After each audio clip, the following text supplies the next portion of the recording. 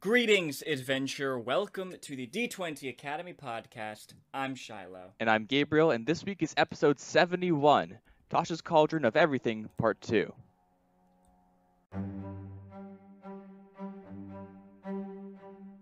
Hey guys, welcome to part 2 of our Tasha's Cauldron of Everything review. We're going to be talking about the feats in the book, the group patrons chapter of the book, the spells, the magic items, and all the Dungeon Master tools, including the nifty little puzzles they got at the end there. Yeah, I've got a lot of stuff ahead of us today. This is a massive book. Our first part of this review was almost 2 hours long. To give you a scale of things. It was If you guys haven't listened to that episode already, I'd recommend you go check that out. We cover a lot of things pertaining to player characters, a ton of new subclasses, and some alternate class abilities. Yeah. So yeah, go check that out. Also, you can find us on Instagram at D20_Academy. You can message us there or comment on one of our posts to get into our Discord, where you can comment us directly. You can talk with other members in the community. It's a great place. We also have a YouTube channel, which is now having exclusive videos put out on, I believe. Yeah, I'm trying to do that bi-weekly, but you know, there's a lot of stuff going on. Also, adventuring tips, which are weekly, little short snippets of videos just about little tips and tricks for GMs and players. That's coming out on both Instagram and YouTube.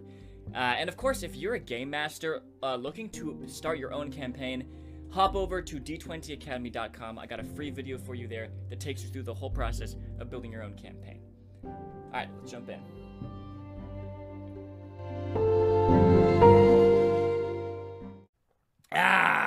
Part 2, baby! Yes, sir. It is part 2. Welcome to our review. And we're happy to bring it to you. Yeah. That was good.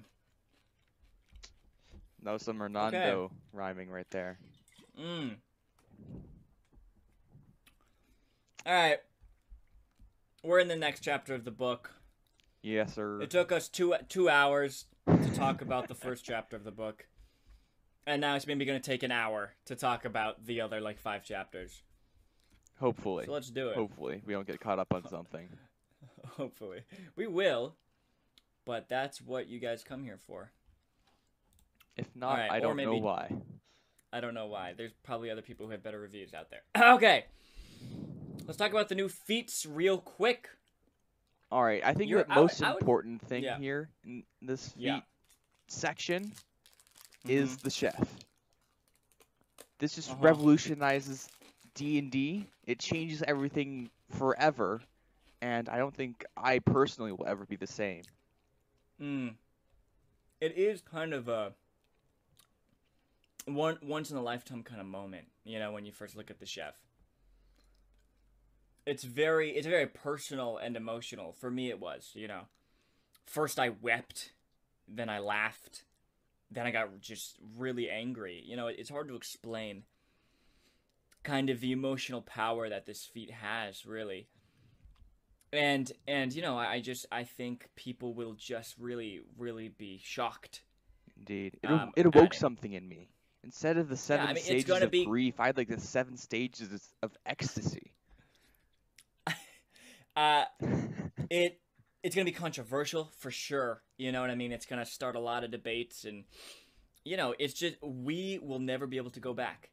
D&D is now, will never be the same now because of the chef feat. And is it a good thing? Is it a bad thing? Time will tell. Really. Perfect.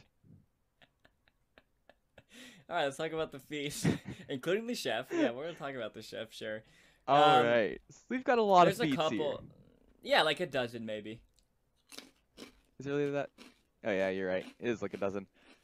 A lot of them have been seen before. I'm pretty sure, actually, all of them have been seen before. Either in other books or in Unearthed Arcana. Yeah. Some of them have been changed very slightly, though. Now, you're a feat guy. Not in that nope, way. Not in that way. That's you. You like D&D feats. I feel like you're pretty familiar with them. Yes. And you like them, and you like homebrew feats and stuff. So why don't you kind of take the lead here, because you kind of understand the balance of them and stuff the most, probably. All right. So there's kind of a couple different types of feats that they bring us here. There are feats that give you slight uses of abilities that are class specific, like Eldritch Invocations and Meta Magic. There are feats that help you specialize in a certain type of weapon, like Crusher, which helps you deal with bludgeoning, or a Poisoner, which helps you deal with poisoning things, obviously. Then there are some more utility focused, like the telekinetic, the telepathic, the Fey touch, the shadow touched. And that's kind of all the different things.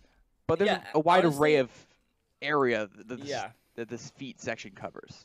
I would say that these feats come in, like, groups, honestly. Yes. Like, once again, so there's, like, there's a couple that, like, so there's one that gives you, like, a fighting style. There is one that gives you an Eldritch Invocation, or a couple of Eldritch Invocations, one that gives you meta magic options. So that kind of stuff, right, that's all tied to classes. I believe also one that gives you maneuvers, or am I just dumb? I'm just dumb. Never mind. Yeah, I don't think that's one of the new that's one of the new fighting styles. Sorry. So that stuff is tied to classes. So there's a couple of those. Oh, it also Artificer Initiate, which is like you get like little things kind of like the Artificer. You get some spell casting and like proficiency in Artisan's tools. So there's that stuff. Then there's like the 3 weapon based ones. Crusher has to do with dealing bludgeoning damage. Piercer has to do with dealing piercing damage. Slasher obviously has to deal with slashing damage. They also had a Gunner and Poisoner. Yeah. And yeah, exactly, which deal with firearms and then poison damage things. And then there are telekinetic and telepathic. Which, you know, telekinetic gives you so minor telekinetic powers, basically mage hand. And telepathic obviously lets you communicate telepathically, so those are kind of psionic based. And then there's a couple that are just unique, like skill expert, which gives you like proficiency in skills, like expertise in skills basically. Oh yeah, there's also like shadow touched and fey touched, which are like, you know, connected to those realms. Yes. And then we come to a feat unique, like nothing else. The chef. Gabe, can we talk about the chef, please? Yes, we can talk about the chef. All right.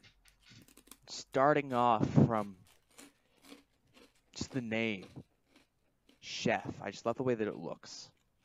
It's a beautiful word. So, a chef. You get to increase either your constitution or your wisdom score by 1 to a maximum of 20. You gain proficiency with cook's utensils, if you don't already have it. And as part of a short rest, you can cook special food, provided you have the ingredients and cook's utensils on hand. You can prepare enough of this food for a number of creatures equal to 4 plus your proficiency bonus. At the end of the short rest, any creature who eats the food and spends 1 or more hit dice to regain hit points regains an additional 1d8 hit points. Wow. Also, and with 1 hour of work or whenever you finish your long rest, you can cook a number of treats equal to your proficiency bonus. These special treats last 8 hours after being made. The creature can use a bonus action to eat one of those treats to gain temporary hit points equal to your proficiency bonus. Yeah. Man. I mean, what a feat. There's so much to unpack there. Is it good? It's not game-changing in any way. No, I but feel I this is a think it's... I feel like it's pretty good. It seems pretty good to me.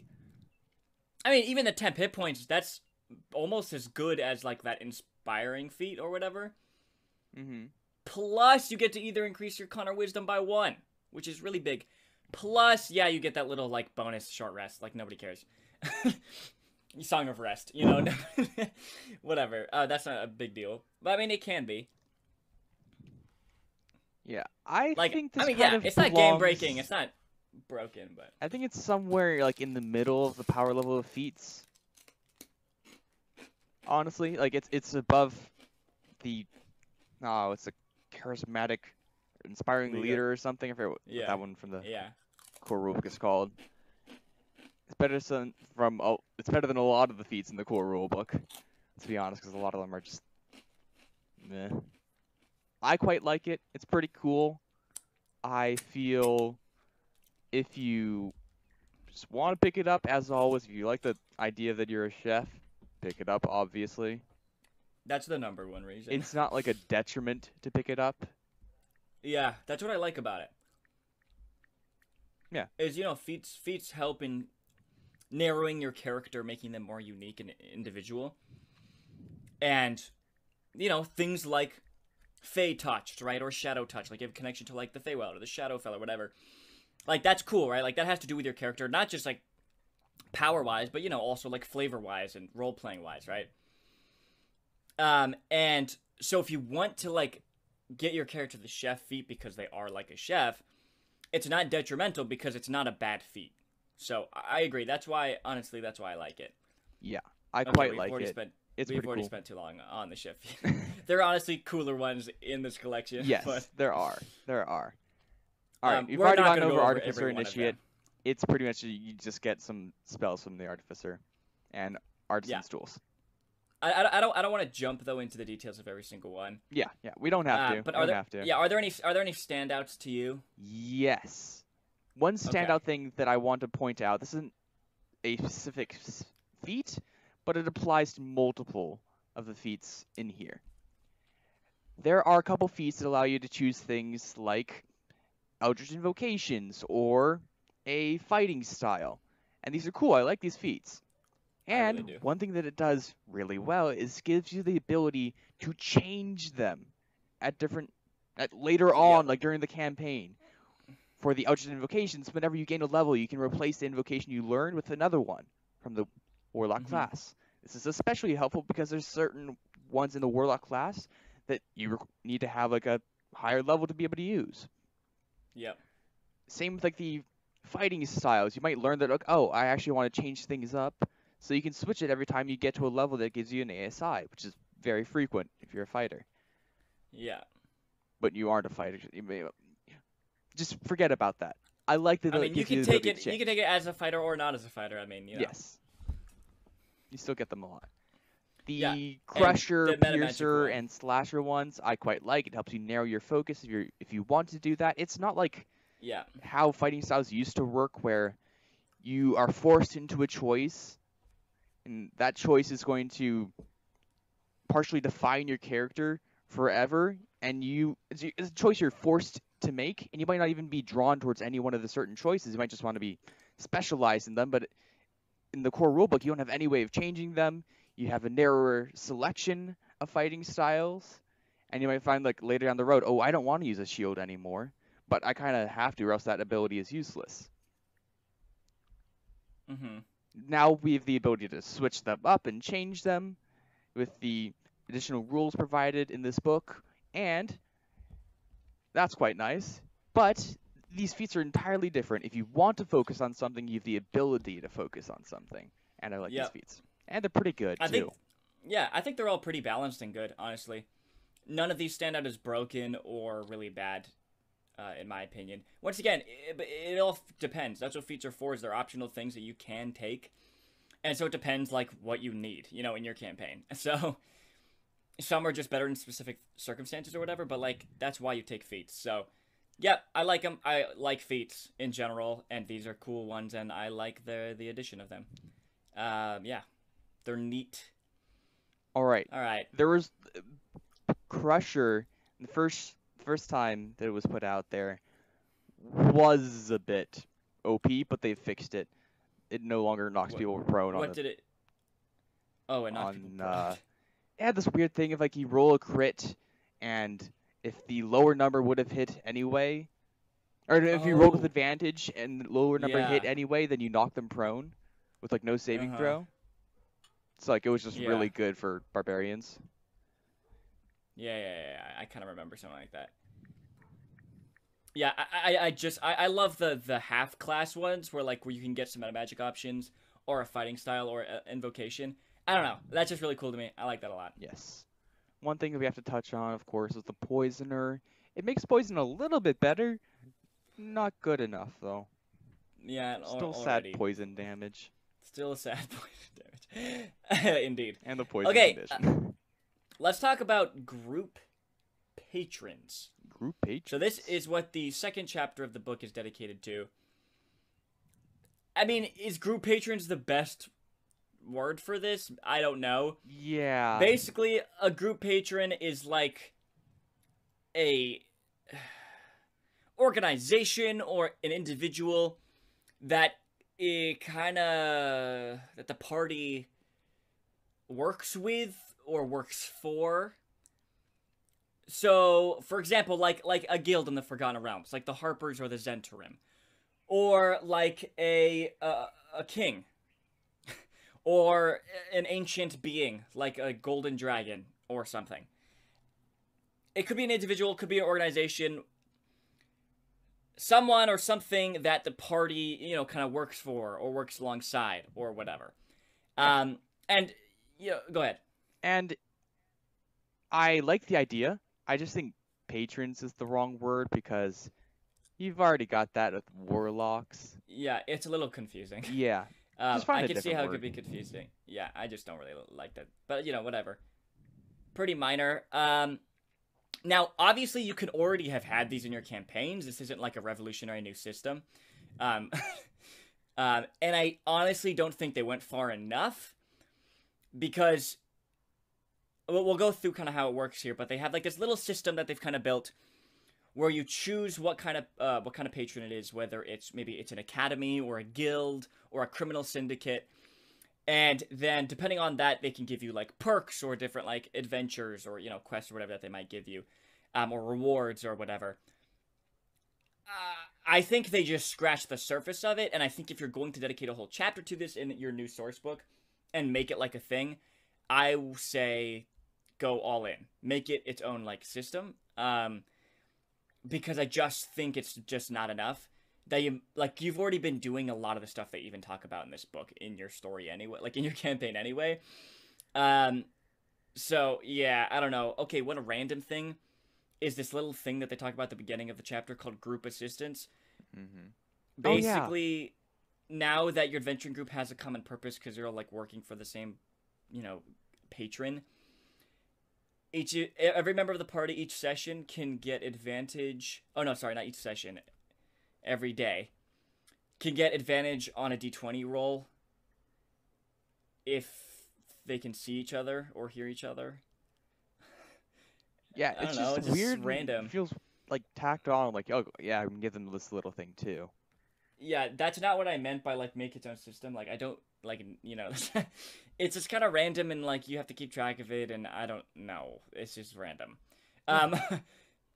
And comes at a Okay, weird place so in the chapter too. It's like right at the beginning, yeah, right after it explains like the flavor of and it. yeah, and it's like in a section that is kind of just giving the basics of what each patron has. So it's hard to find too, like to pick out. It's weird. Anyway, all right. So the example patrons they give in this book are Academy, Ancient Being, Aristocrat, Criminal Syndicate, Guild, Military Force, Religious Order, and Sovereign, which I think is a fantastic spread of patrons. I like the 8 options, and I think they're all pretty cool. Yeah, I'm fine with all of them. As I said, I like this idea, and I agree that I don't think they took it far enough. If you're going to do something like this, make it more interesting, because a lot of these things, like, oh, I already have an idea of like the flavor that I want for the people that are commissioning this party or giving this party quests, and I have an idea of Yeah. what the quests are going to be. I have an idea of what they might give them. This can provide you a little bit more information, stuff to work off of, but it's nothing that really changes the game.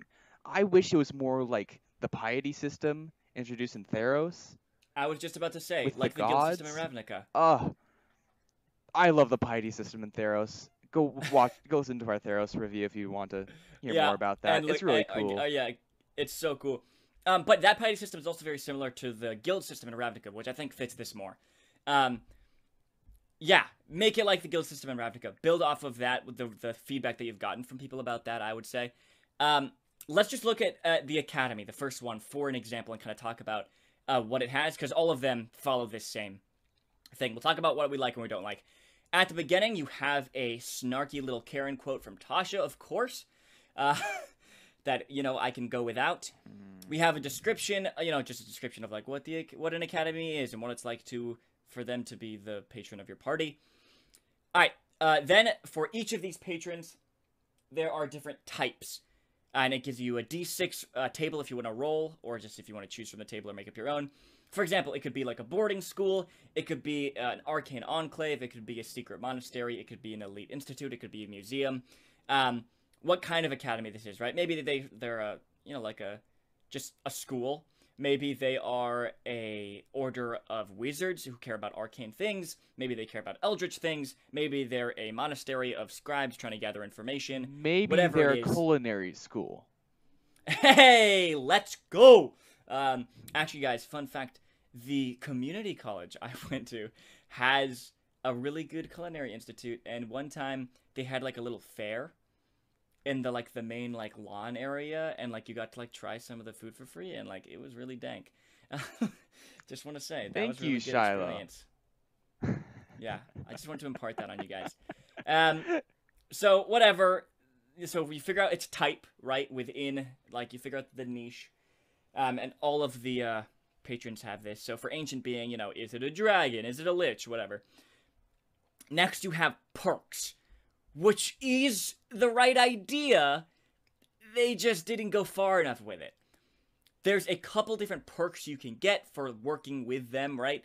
Also, you want to establish, like, they kind of talk about this at the beginning, but, like, you want to establish the party's relationship with them. Like, are they working for them? And, like, or, like, are they working with them? Like, you know, like, are they just, like, contacts of this patron? Are they servants of this patron? Like, do they have to do jobs for them? Are they just, like, the Academy will pay them if they bring back interesting, you know, pieces of writing or artifacts from their adventures. Like, you kind of have to figure out the relationship. And then they have a list of, like, perks. So for the Academy, you could get compensation, right? Paid for the things that you help them with. You have access to, you know, documentation and information that you may otherwise not have access to. You can have people do research for you while you're off adventuring. You have access to some, you know, resources from the Academy. You can train in, you know, skills like Arcana, History, Nature, stuff like that. So that's all cool, these little perk things. They just have a little paragraph of description. They don't really have any, like, mechanical... Like, they don't actually, like, go into depth about, like, how this works. Or, like, what awards... Like, what perks befit what kind of jobs that you're doing. Does that make sense? Yeah, it isn't specific enough. Only 2 of them have connections to actual mechanical things. Both research and training connect to the downtime rules in Xanathar's. But that's an entirely different book. That it isn't this book. Yeah. You know, it isn't introducing any mechanics here. What these paragraphs remind me of the abilities and features that you get when you choose your background. You know, those features that everyone forgets about. Yeah, exactly. We're like, oh the gosh, noble. yeah. I can, like, talk to, like, I might know nobles in this place. Yeah, yeah. And folk hero, like, you can... Villagers, like, will give you shelter and stuff if you need it or whatever. Or hide you from people. Yeah, oh my gosh, you're so right. I totally forgot about that. And every time I build a character, like, I write that down in the features and traits. I'm like, dude, I'm gonna use this. Like, I'm gonna use this feature. This is gonna be cool. And I never do. Literally, every time I build a character, I write that feature down. Because I'm like, oh, this is cool. I'm gonna use this. And I've never used it, like, I've tried to use it once, I think.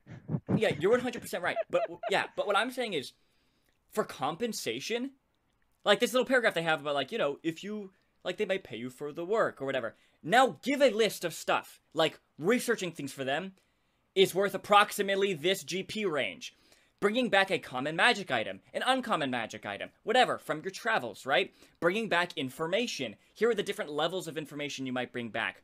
You know, like basic history, to, like, world-shattering, insane cosmic knowledge. Here's the range of the GP value for that. Now let's talk about research. What are the different research activities that you can be helped with? How does that work mechanically? How many days does it take for this thing to research? You can stay 5th edition and keep it, loose. And, keep it still flavorful and more loose and, up to the DM, while still having actual listed examples and things that are very clear and obvious that the players can see and be like, oh, that's how this system works. Because with just this paragraph, if the player goes to the DM and hey, I want a group of the researchers at our patron, academy to research this one document that we found on our adventure while we go off on another adventure, the DM has to figure out how that's going to work, how long it's going to take, and if they have, what the cost of that's going to be for the players or whatever. Just give us, signposts and things that we're able to work off of. Did that make sense? Yes. And not everyone has the option to just buy every single book that Wizards put out. Just go to Xanathar's Guide for the downtime rules. Yeah, exactly. This book is supposed to be a compilation of all the certain things. That's literally what they do, bringing feats and subclasses and abilities from all over the books and Unearthed Arcana into one place for people to find. While I get that Wizards want you to buy Xanathar still, they want you to get that book, and it's a cool book, but this is kind of just... Yeah. How can I say this? I know what you mean. With what I can say. Half-butting it. Yep.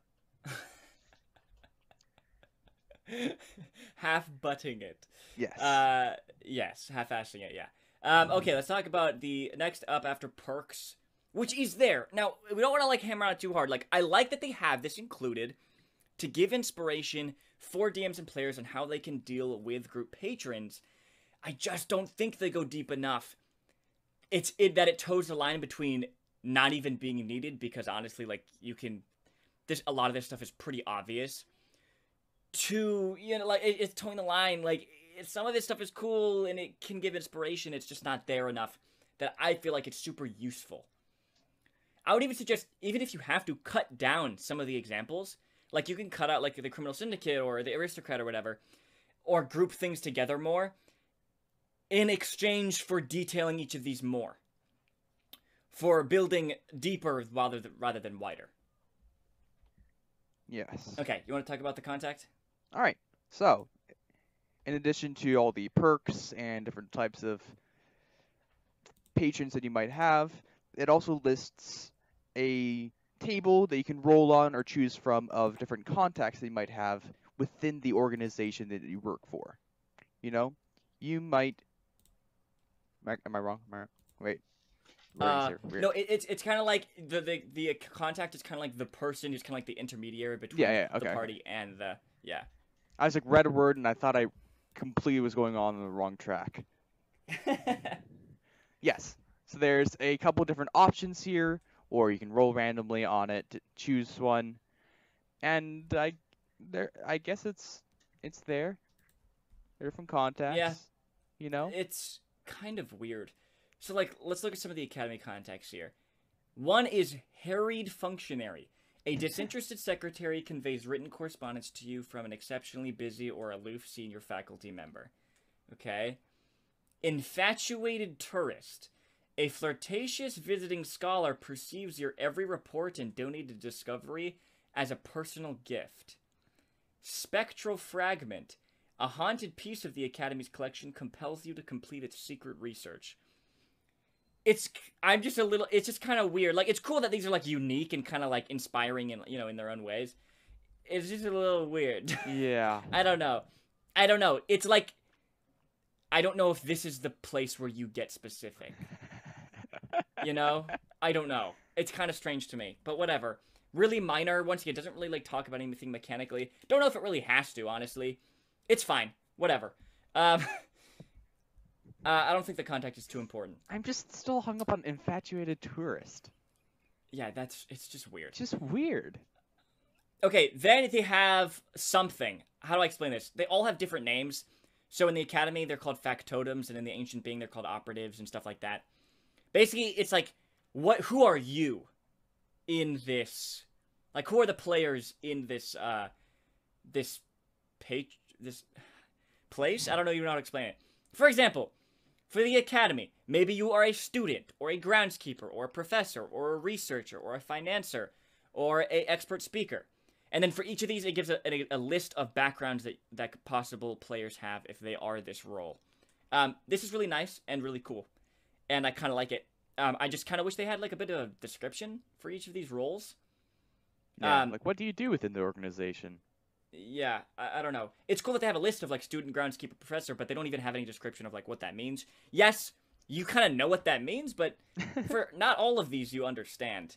For like the other ones especially, some of them are a little more like vague in their just in their name. Okay. Yeah. What's next? All right, then it gives a brief overview of quests that you might run into if you're working for this patron, or that the patron might give you. Again, you can roll a d6 to randomly choose one, or just choose one. Don't be. What's your opinion on this? I would have preferred, as we've said earlier, deeper rather than wider. To again reach back to Theros. For each one of the gods, it gives you like a little bit of a brief overview of what matters to the god and what the little things that might want you to go after if you serve them, and then gives you like paragraphs of information of like a big quest that you might go on for them, or something that'd be really important to them. So it gives you like small information for lesser deeds you might do for them, and also a big grander quest. And I really like that more. You can always find, there's so many places where you can find inspiration, small little tidbits, sentences here and there for inspiration online in different books. But I feel like if they'd gone a little bit more depth and within like one or two different quests, one being a lesser quest and one being a greater quest, I think that would have had a greater impact on people. Yeah, I mean, these are cool, like these general things, like that's nice. And I'm like, keep it in there. It literally takes up a quarter of a page. Yeah. So, yeah, keep it in there, like maybe aberrant zoology or arcanodynamics or whatever. And then also, also with Ravnica and Theros, each of these things has like its own map of like a building that kind of like fits within this thing and could possibly like adventures in this building and stuff. Also, there is just not enough information on the patrons, in my opinion. I want a table that gives me examples of the patrons and what they're, like, let's get, like, crazy with that, you know what I mean? Like, in Ravnica, for each of the guilds, there's, like, a whole table of, like, possible villains from that guild. But in this case, it would be, like, the people that you're reporting to, right? Or, like, your boss within this academy or whatever. Like let's like flesh him out a lot more and like give him like motives and stuff like that, you know what I mean? To help inspire DMs. That's one of my favorite parts about the Ravnica book. So yeah, once again, I like it. I like it. I like where they're going. I know it's not fully there. Yeah. It's close. It's close. It's just not fully there. However, I do think the ones that they chose for examples are very good and they cover most of the bases. Yes. That you're gonna run into. So that's really cool. Again, we're probably harping on this a little bit too hard. We tend to do that. It's not a bad chapter. We just wish that it was different. It's not bad. We just wish it was better. You know what I mean? I'm not mad. I'm just disappointed. I'm not mad. I'm just disappointed. Exactly. Oh, there's a little section on being your own patron, like if you want to run your own organization or whatever. Once again, you're close. You're close. It's like a third of a page. Could I at least get a full page about a little more details on how I could do this? The costs maybe in running your own organization, recruiting people, stuff like that. I don't need much, but I think, I don't know. It's just like they just have a little section, just kind of just flavor, honestly. And I don't know. It's just whatever. It's fine. I just wish they had more. Yeah, Okay. it's like people are like, oh, can we get rules for group patrons, who commission the party to do stuff? And they're like, sure, have 2 pages of flavor. Yeah. Okay. Let's talk about Chapter 3, Magical Miscellany. Miscellany. Starting Mulaney. with some new spells. Yes. And we'll get to the spectral chickens later. Oh boy, forgot about the spectral chickens. All right, so there are a ton of new spells ranging from cantrips to 24 maybe. Yeah, something like that. Cantrips to a 9th level spell, which I do want to talk about. The 9th level spell? The 9th level spell, yes, I do. Yeah, me too. Right at the front, the simple stuff like, oh, these classes get it. Is it a ritual? Is it not a ritual? Is it concentration? What school of magic is it? Yeah, great happy table. Yep. Kind of wish they had this for the spells in the player's handbook. Yep. Honestly. I At like least they're learning. the general thoughts. I like these. They're cool. Yeah. Some of them don't add anything, in my opinion, to the game. Such as like basic, just like damaging spells, or like, I don't know, don't need that. But I feel like a good number of them add new stuff and variety to the spells that you already get in the player's handbook. So I like that. Yeah, I haven't seen one that okay. Well, I quite like them overall. There are some that we've seen before, like Green Flame Blade and Lightning Lure, but overall, pretty cool. Yeah. All right, the 9th level I do spell. like the new. I do like the new cantrips. I like the new cantrips.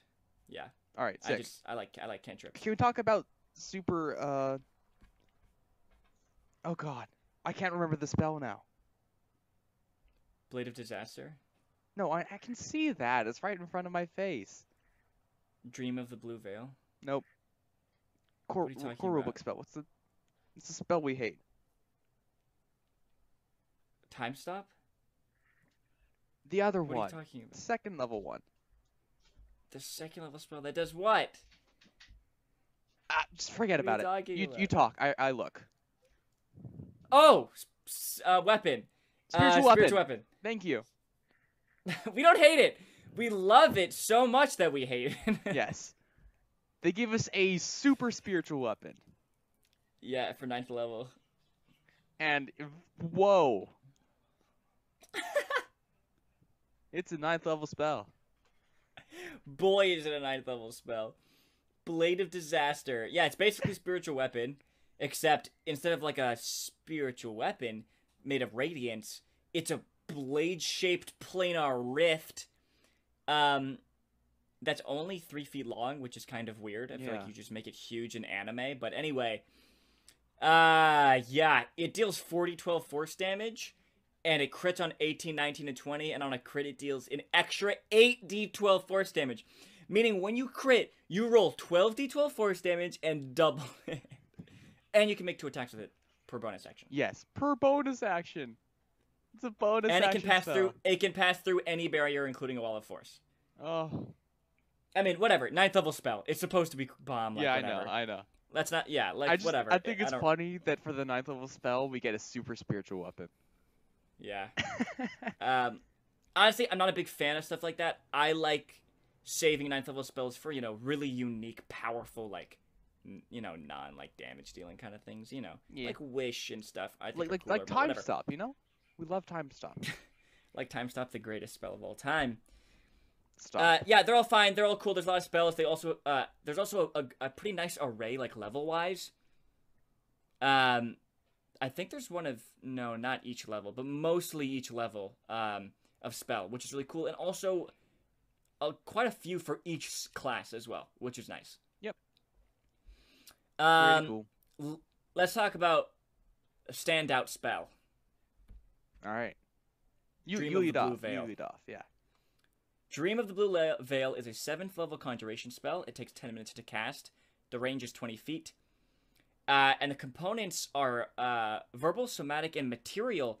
And the material component is a magic item or a willing creature from the destination world. And you're about to figure out what that means.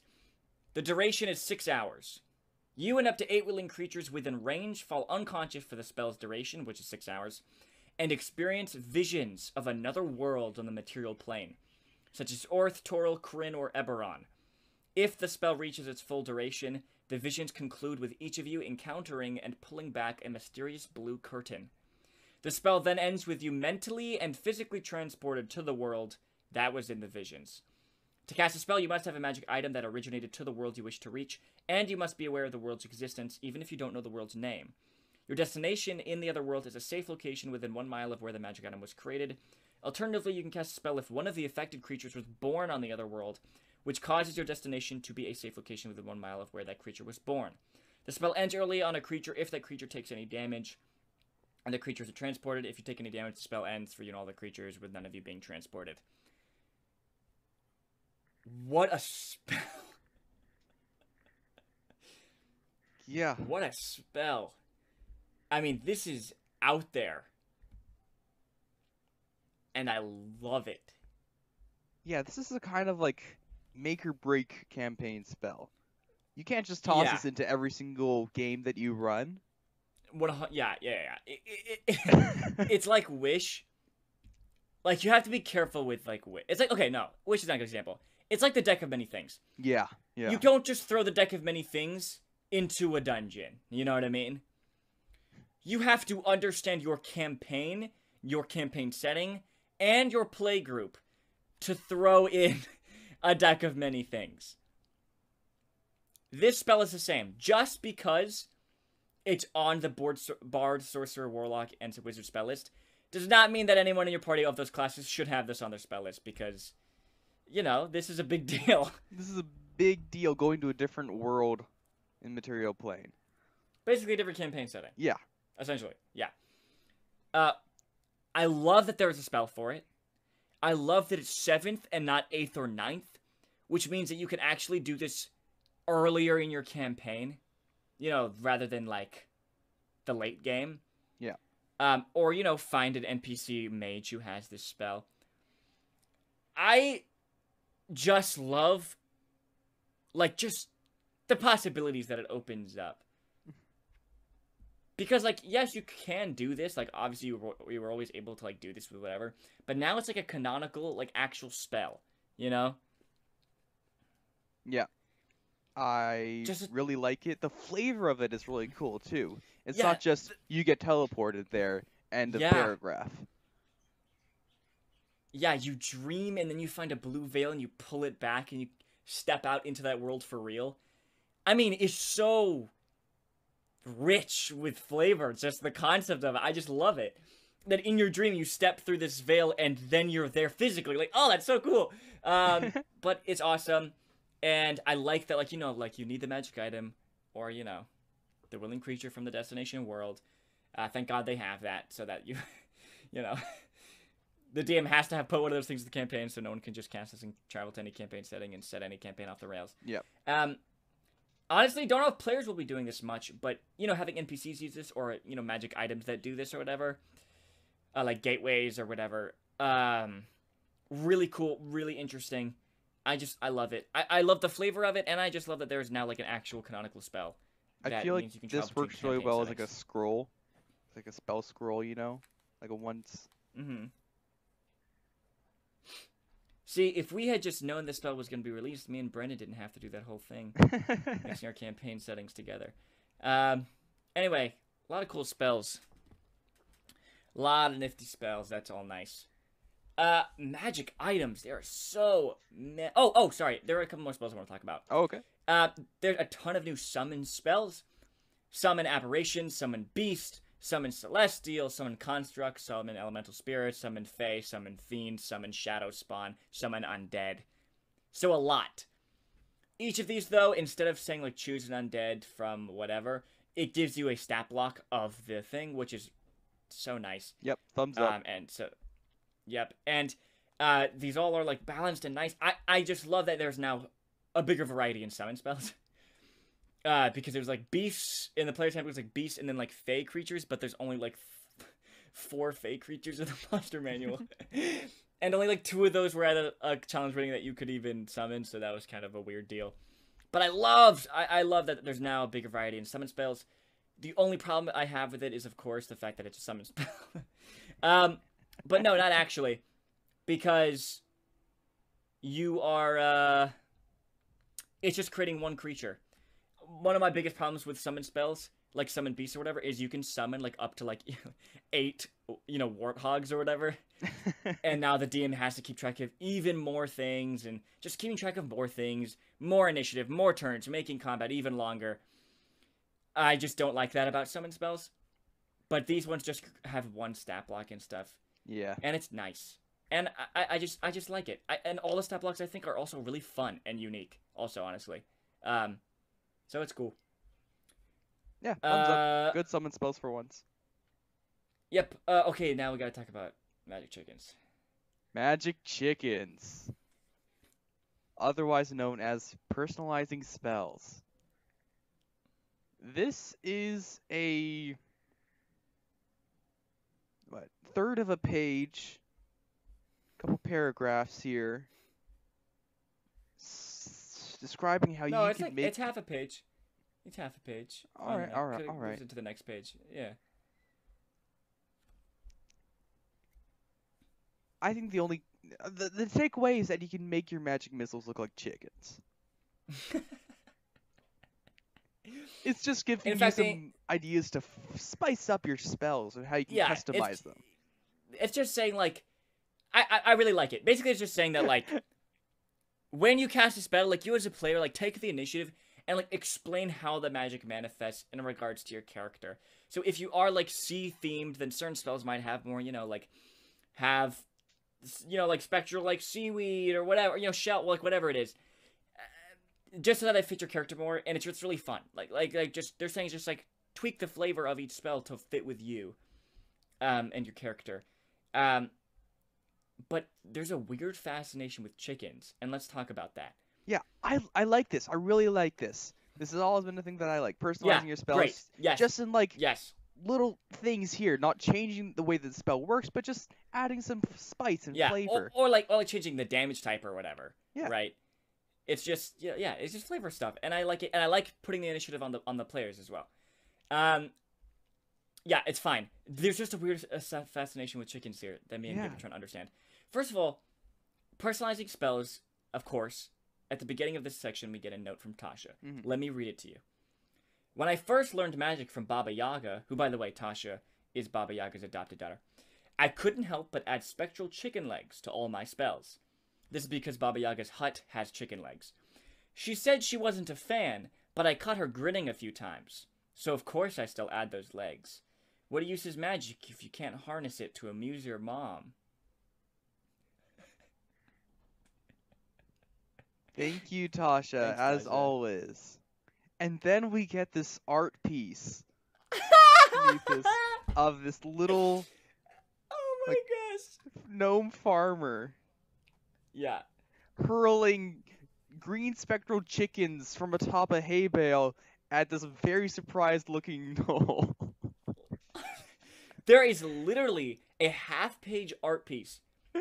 Dude, there is, in an official D&D book, an art piece that shows a little Japanese gnome grandpa, farmer, on the top of a haystack, shooting 3 glowing green chickens out of his hand at a surprised gnoll with the descriptory text, "A farmer sorcerer hurls magic missiles that look like chickens." This is in an actual D&D book, and I love it. Oh my goodness. You're like, okay, that's like really weird, and I don't know why there's 2 things about chickens on the same page. There's one other art piece I'm so happy is in an official D&D book. Let me find it. Almost there. Oh yeah. It takes up half a page. It is an image of a carriage, like a Cinderella carriage, right? Racing on a cliff top, okay? Jumping out of the carriage is the noble You know, like at the end of the player's handbook, or maybe it's the end. It's end of the monster manual. They have a bunch of like basic like character stats, like the assassin, the townsperson, the guard. Where it describes the noble, there's a picture of a noble, and it's this noble here. He's jumping out of the carriage, and on top of the moving carriage, there is a knight fighting a bullywug who's kind of like dressed like a squire. And the text, this is the greatest text ever, says, "A hero fights the bullywug who guards the villainous master of the Baker's Guild." That's the greatest sentence. That's the greatest sentence ever. Oh. A hero fights the bullywug who guards the villainous master of the Baker's Guild. Just the amount of strange coincidence that the master of the Baker's Guild, who probably has the chef feat, let's be honest, not only is he villainous, okay? So there's like, now like there's a villain, like how do you take that seriously? He is guarded by a bullywug. Which, you know, bullywugs. It's just the best.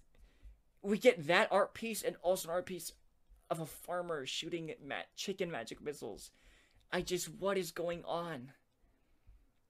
What is happening?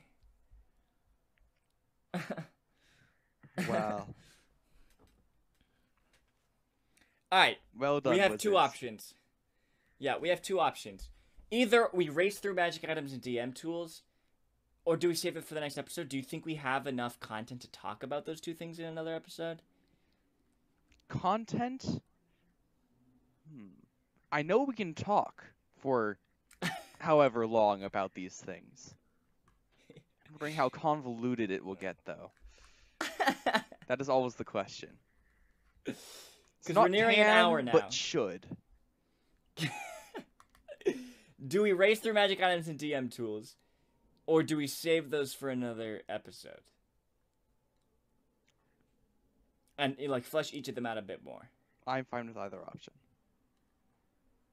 Alright, how about in classic D&D fashion we roll a dice? Okay. Okay, I'm gonna look up a dice roller online, because I don't have any within reach. Alright, I will roll...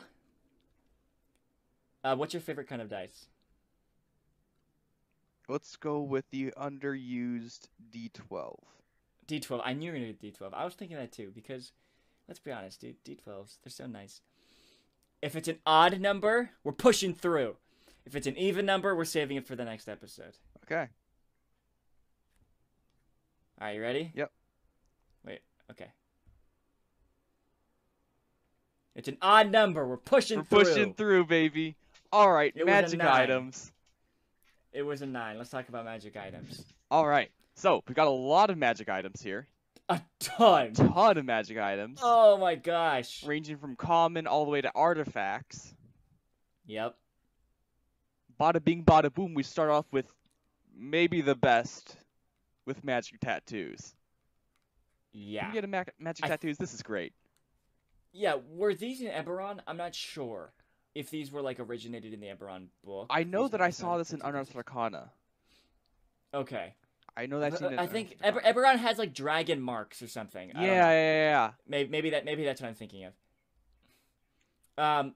Also though, like the image has this like dope, like orc, like with like these tattoos tattooing this other elf, and the orc just looks, I don't know, he just looks cool. I just like it. I just like the way he looks. Yeah, explain magic tattoos. All right. Tattoos are dope. Get tattoos, kids. No. D20 Academy officially endorses tattoos. Minors getting tattoos. The headline Greatest on the New York decision. Times tomorrow. Greatest decision you'll ever make in your life, kids. All right. So tattoos, pretty cool. You can get tattoos of all different types of rarities, and the area covered with the tattoo depends on the rarity. Like if you color your 2 limbs and like the torso, a really big thing, it's like a legendary tattoo. Which so like cool. common just like on the back of your hand. Yeah. Uncommon like half your limb, like your forearm. Rare like your full arm or like a full leg or like your back, right? So I like that. Yes. Then legendary, of course, is you become the painted man. No, that's not true. Just 2 limbs in the torso. Also, what I like about this system is it means that it limits the amount of tattoos you can get, which I think is actually really cool. Because if you take a legendary tattoo, you can't now have any on your let's just say, your arms and your torso, right? Mm. Only ones of a rarity that can fit in other places of your body or whatever. And I just think that's a nice little system. That also has some flavor. And there's a lot of different tattoos in this book. There's ones that like absorb damage type. There's ones that like make you stronger. It's just all kinds of cool stuff. Yeah, I just really like this idea. It's really cool. Oh, it's awesome. It's awesome. I just love the idea of you come across this like head of some sort of criminal organization, and he just like takes off his robe, and he's like a massive sumo wrestler just covered from head to toe in tattoos. Yeah. I think this works really well in like urban environments with like, like thugs and, like gangs, and they have like magic tattoos. Like that's really cool. And also any like Asian themed thing with like, like Yakuza or whatever, like, because tattoos are a big part of that, those cultures and stuff. And so if you kind of have that kind of campaign setting or something similar to that or whatever, I think it fits really well. And I think it's just dope. Yeah. But magic tattoos are just dope. They're just cool and awesome. Yeah, there's a lot of different, lot of magic items in here. I haven't looked through every single one. Once again, they knock it out of the park with these names. I love the names of magic items. And there's just so many cool ones. There's so many cool ones. Just to list off a few. The Astromancy Archive, the Atlas of Endless Horizons. What was the other one I liked? The Cauldron of Rebirth. What's it? Crystalline Chronicle. Yeah, there's just some dope. Just some dope ones, and they're just really cool, and they're cool. And I like that they're like introducing more kind of artifact things.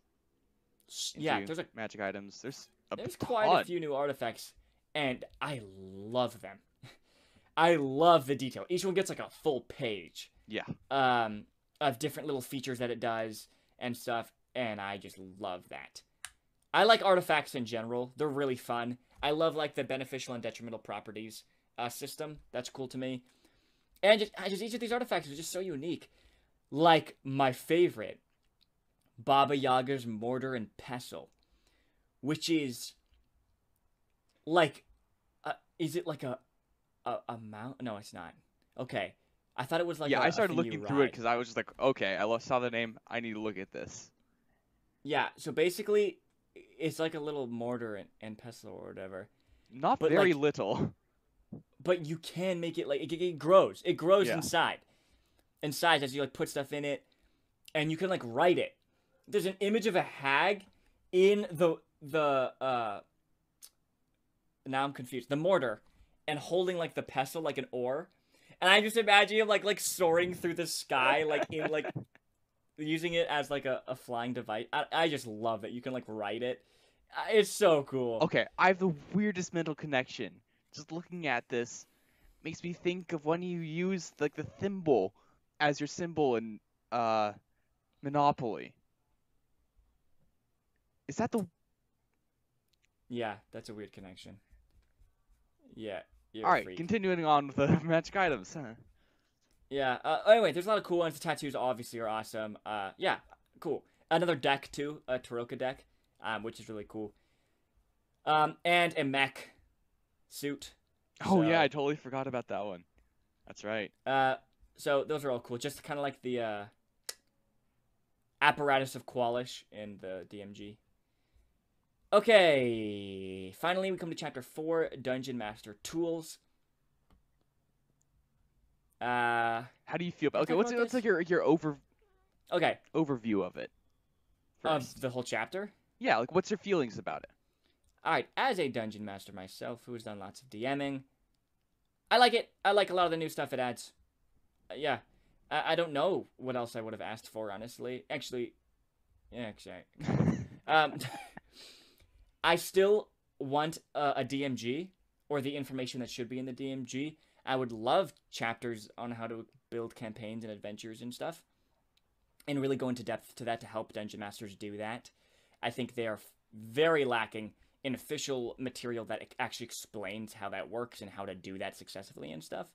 I just think that'd be very helpful for newer dungeon masters. But they did open with what they have needed for a long time, which is a section explaining session zeros, social contracts, house rules, stuff like that. Only a couple pages, but it's very nice to explain what a session zero is. Explaining how you should form the party, explaining social contracts and respecting people's boundaries and stuff, and customizing your game and house ruling. It's just very nice that they finally have this, and this should have been in the Player's Handbook or the Dungeon Master's Guide. Yeah. Yeah, I feel this is definitely something that they should have had in there in probably both books. Let's be honest. Yeah. This is something that is important in every game. You know, it's not like the Outer Planes. I don't need to know about the Outer Planes in every single campaign. Definitely not in the first campaign I run, most likely. But how to manage the party as a group of individuals and set boundaries and help them set boundaries for themselves and discuss what we're going to be doing in this game. Yep. That's important. Very important. I agree. I'm glad they have a section on it here. Very, very cool. Okay. Sidekicks. Basically, sidekicks is a sidekick, you know, to the party. I like it and I don't. But let me hear your thoughts. Okay. I like the idea of it, at least. I like that you can customize it to fit what you need. You know, you can make it a spellcaster, a warrior, that kind of stuff. It gets some features which are kind of familiar to the players. And they know what they can work with to help strategically. But also, on the other side, it might step on people's toes in the party if they get the same features as that you do, because you're a fighter, and this person gets indomitable and extra attack and improved critical and second wind and this and that.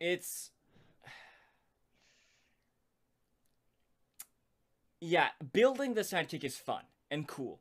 Determining its hit points and stuff, and then picking its archetype, right? Whether it's a spellcaster or like a guide or whatever, and like there's all these different things that you can choose from and little features and stuff that you can choose from, which are all very fun.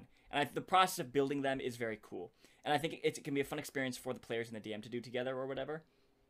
And you know, it's giving the players a chance to, you know, kind of homebrew almost, a stat block almost, because the DM gets to do that, but the players don't. So that's fun and cool. The question is who plays the sidekick, and they have a couple of descriptions here. A player plays the sidekick as their second character. This is ideal if you only have 1 or 2 players. A player plays the sidekick as their only character, ideal for a player who wants a character who's simpler than a typical player character. The players jointly play the sidekick, or the DM plays the sidekick. Yes, yeah, okay, cool. Every day, Shiloh, we get closer to troop role-playing games. Here is where you use sidekicks. Basically, like the first suggestion. If you have like 1 or 2 players, let them control a sidekick. I like that concept because instead of having them control multiple characters and keeping track of multiple character sheets, which, you know, that's a lot, giving them control of a character sheet, their character, and then also control of a sidekick character is very nice. But then, if the 2 of those characters, let's just say, you know, it's 1 DM and 1 player, and then the player gets a sidekick, right? Let's just say that's what's going on. Those are the 2 characters going on the adventure, and so they're obviously going to interact a lot, and in that case, have the DM obviously roleplay as the sidekick, but then have the player control them in battle, maybe only? I don't know. It's just kind of weird. Having players play 2 characters can be good. I don't know. I've never really done it before. It seems weird. And also, if you just have a normal sized party or whatever, I mean, I think, like, everybody in the community agrees that it's not that good to have an NPC always traveling with the party. Yeah. a lot of problems can arise from that, which we don't need to get into now.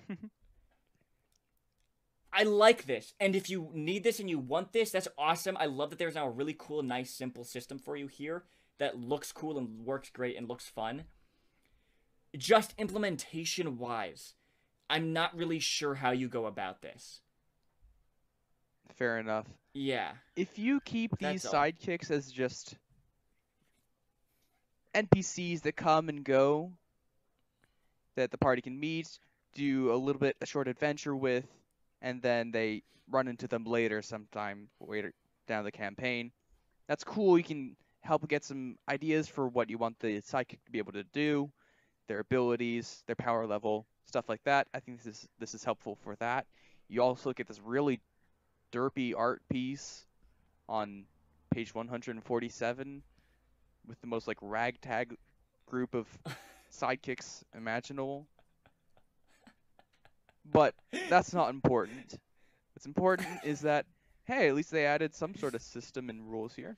Cool. Yeah, I mean, one thing that you could do is instead of creating stat blocks for like recurring NPCs that are like friends of the party, you can build them using this. And also, like, there's different, like, there's higher level features that these sidekicks get the higher level they get. And so also, like, so that these NPCs can kind of grow with your party as well in power level, which is fun. So you can also just use this system for that, which is also nice. But yeah, cool. I don't hate it at all. I love it that it exists and it's cool and it's fun. I'm just not super sure on the implementation and stuff. And I don't think that's a fault at all of how they wrote this or whatever. It's just the concept of it, you know what I mean, is just a little problematic, and you just have to figure it out yourself, basically, on how you want to deal with it. All right. It just comes with the concept of a sidekick. Okay, Parlaying let's hurry with through monsters. this end part. Real quick, there's a thing called like monster research, which is basically if you're trying to learn about the monster, what skill it takes depending on the monster type. So aberration is arcana, beast might be animal handling, nature, or survival, celestial is arcana or religion. We've needed this for forever. Yes, sir. And I like love it. I love it a lot. Yep, this is good. I like it. Boom, bada bing, bada boom. Then we get into all this stuff like with monsters' desires, what a certain monster might like based off what type of monster it is, and then that can help like, you parlay with monsters. It's a little bit odd.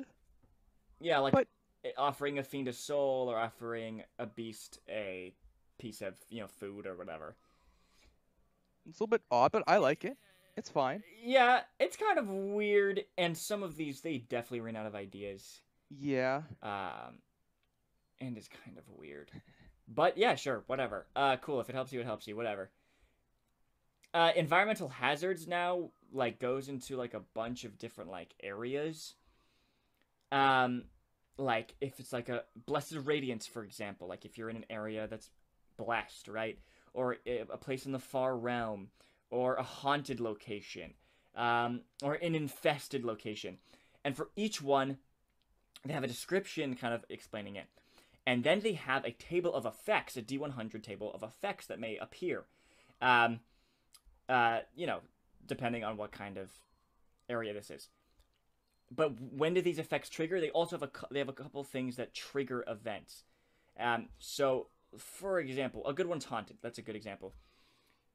Whenever a creature gains the frightened condition, whenever multiple creatures are unable to see, whenever a creature is alone, whenever it's midnight or another ominous hour, whenever a ghost or another creature tied to the region's grim history menaces the party. Then roll on this table and see what kind of effect you create, right? Maybe a violent thunderstorm, maybe all the lights blink out, maybe skeletons appear, whatever it is. Really cool. I like it a lot. There's just a lot of flavor. It's just very rich in flavor and stuff, and can really help GMs in creating an atmosphere without, if that's something they're not super good at or they need some help in.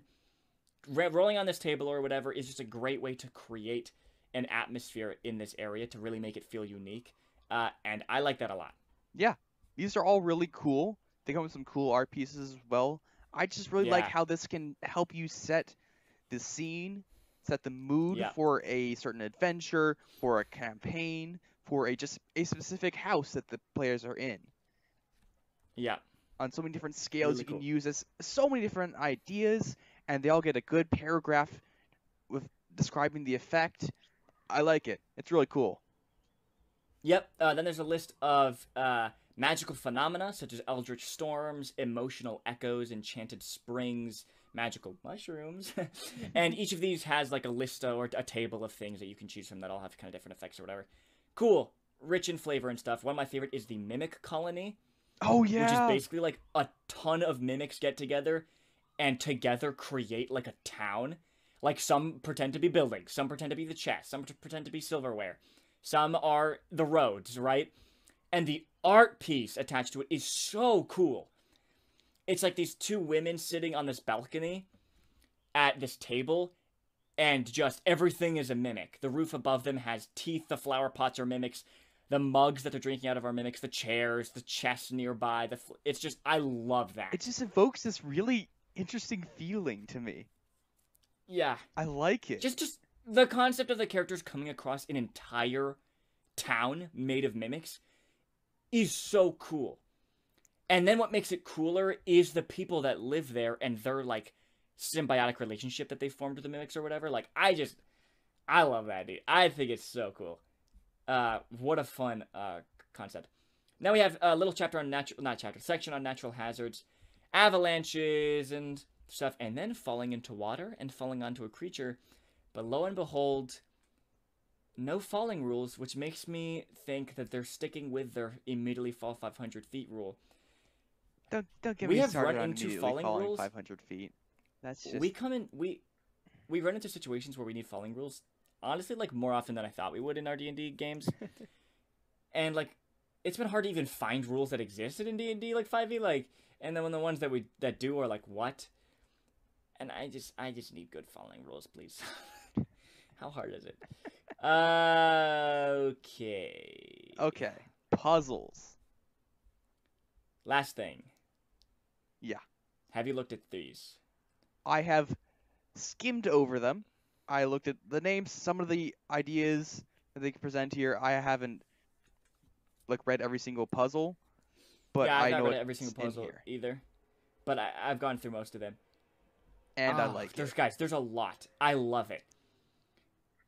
I just love puzzles. I love puzzles. They should be a part of D&D. You know what I mean? Like, just like how good adventure games have like combat, you know, and then there's some puzzles and stuff. Like, I just love like video games. I'm talking about. I love puzzles a lot. Obviously, you want to pick ones that fit your setting and stuff, but there's a lot. They give you a ton of example puzzles that are fully fleshed out. And each puzzle has a difficulty ranging from easy to like impossible. Each of them has, you know, the description, what the puzzle is, the solution, and then my favorite part, hint checks. So if players get stuck or whatever, there's different rolls they can make, such as investigation checks or wisdom checks. They all have different DCs. And then if they succeed, then you can give them hints. And I just think that's such a fun way of dealing with, you know, when people get stuck on puzzles, which happens a lot, right? Yeah, It's bound such to an happen. interesting, good way. It's just such a good way of dealing with that. And I like it a lot, and I like a lot of the puzzles that I've seen. Yeah, there's so many Um, puzzles. It takes up a good chunk here at the end. And yeah, that's there's so a cool. lot. Puzzles are great to add into your game to escape the monotony of I move here, new enemy in this dungeon, I kill enemy, I move to the next place. Yeah, You're yeah. add puzzles and traps and that kind of things. And adding all these sample puzzles and how to change them and make them fit your game and your setting is so cool. So cool. And there's just a lot, and they all fit different kind of flavors and stuff, and it's cool. Also, each one also has a place where you can customize, a little section describing how you can maybe customize it, raise the difficulty, lower the difficulty, maybe. It's very good, very nice. And there's a lot of puzzles, and they're all really cool, and all do different things. Some have to do with like symbols, some have to do with numbers, some have to do with riddles. I just love it a lot, and it's very cool. And I hope we see more of these in future books because this is a great resource here. And if you're a player, avoid these because your DM will be using them soon. Once they get their hands on this book, there's just so many cool ones. I like it a lot. It's also inspired me to make my own puzzles and use like those hint checks or whatever to help. You know, and build like my own little like section of hint checks or whatever. It's just cool. I like it a lot. It's very nice. All right. And we've reached the end of the book. Wow. Huh. All right. Overall thoughts Overall on the book. thoughts. I wish they had gone deeper in some places with the Mm-hmm. optional class features and with the group patrons, but I quite like some of the subclasses. There's some really cool ones. Quite like some of the Mm-hmm. spells, some of the magic items. Love the Artificer. I love the Artificer. Artificer is great, really cool, seems really fun. I want to play one. It's an Yeah. intelligence class, so it's even better. We get some cool things mapped out for DMs with the puzzles, the disasters. Overall, I think it's a good book. You get a lot of bang for your buck, I think. Fantastic book. Yeah. I think it's really good. Yes, we are usually like negative and we can come across very negative and stuff. I really like this book. I really like it. It has a good mixture of everything too. So your party can, your playgroup can invest in one, and there's stuff for players and DMs alike. And I really like that. I think that's really awesome. There's just all kinds of new spells and magic items and dungeon master tools and subclass. It has everything. I think like the one thing though, like that kind of stood out to me was like the group patrons. That was kind of like the unique thing to me, because yeah, it has like subclasses and new spells or whatever. And so I just did wish that they went a little more in depth with that. And I would have rathered, even removing some content to honestly make more room for that. Some subclasses, Yes. maybe, or some magic items, to make some room for that. But it's fine. It's cool. Yeah, I really like this book. I think it's a fantastic book, and I don't like Tasha's notes. I don't And like it Tasha's obviously notes. does not break the book for me or anything. It's just Yeah. yeah. Also, one thing a is that little I weird. like seeing stuff from Unearthed Arcana in official books, in official form. Yeah. I don't know, that just makes me happy. I just like the fact that they do Unearthed Arcana and then take people's feedbacks to be able to, like, you know what I mean? They don't just like spring Yes. Yeah. stuff on you. That the community understands kind of what's coming and are able to have a voice and input in kind of what's coming.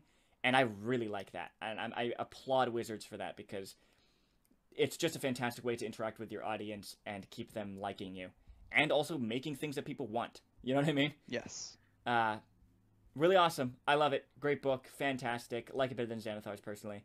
Yeah, I think this is the best mixture of options for players and options for DMs in one book. Yeah. They always try to like add stuff like, okay, we have some stuff for players, add some stuff for DMs in this book.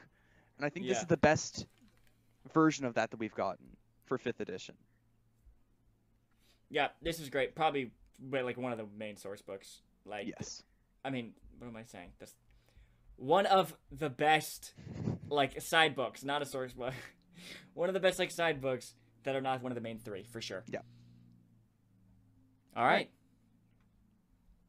Guys, we did it. We finished it in 2 goes. I was doubting us after it took us 2 hours to talk through the first chapter. But let's be honest, that chapter is a doozy. No. There's a lot. No, 100%. Yeah. Guys, thank you so much for listening to this week's episode. This was a really fun one. I don't know what we're doing next. Maybe a class rebuild? I think so, actually. Maybe.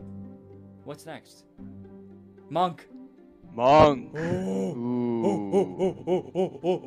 Okay, guys, we're gonna be doing the Monk class rebuild. Maybe next week. I think so. We'll have to check. All right, that's exciting. Keep your eyes looking out for that. Check us out on Instagram. Get into our Discord. Follow us on YouTube. Subscribe to us on YouTube. And check out the DM video on d20academy.com. Yeah, and check out Tasha's Cauldron and everything. Yeah. It's a good deal. Hopefully we're able to convince you if this was the book for you. In these. Ask your doctor if Tasha's Guide for Everything is right for you. Oh, wait. Oh. What's the disclaimer? Wait, we have to read the disclaimer, because there's always hilarious disclaimers at the beginning of every book. I read it earlier. Okay, I haven't read this one. Contained herein are the observations of the Archmaid Tasha, later known as the Witch Queen, and then Igwil. She's one of the greatest wizards in the history of the multiverse. We fear there is an incantation hidden within these notes and have therefore bound this tomb with powerful wards. If you are reading this, the first ward has already been broken. If you dare read any further, we cannot guarantee the safety of your soul or that you won't open a portal to another plane of existence. If a portal does appear, pray that nothing worse than Tasha's mother Baba Yaga appears. And if the mother of Hags arrives, be sure to offer only praises of her daughter. Or offer muffins. She loves muffins. Alright. Sounds like Tasha wrote it. Yeah. I think the That's real definitely not the best, horror but it's that fun. could have appeared with all these incantations being broken is Tasha herself. Yeah. And she just like it's spews fun. words into your mind. Yeah. Also, the alt cover, dude. The alt art cover. Oh, so cool. Yeah. I love the alternate art cover. The art style really is what I'm in love with, but also just the details of it is really cool. Yeah, my favorite disclaimers are the ones where they get like really like meta, and they talk about like Wizards of the Coast and stuff. I like those ones a lot. Those are fun. All right, that's it for this one. Bye bye. Bye bye.